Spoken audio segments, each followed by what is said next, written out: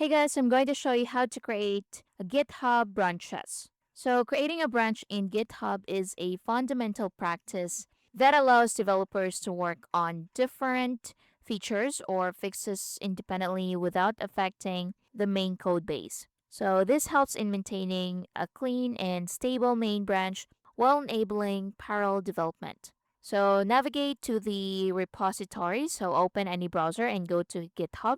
Next, navigate to the repository where you want to create a branch. So click on your repository. Then from here at the top, if you see branch, click on it. You can also go to main and click the drop down arrow. Then from here, click on view all branches. Then at the top right, click on new branch. Then type a unique name for your new branch. So click on this box right here, then type the branch name. You can also add a source from here. Then after that, click on create new branch.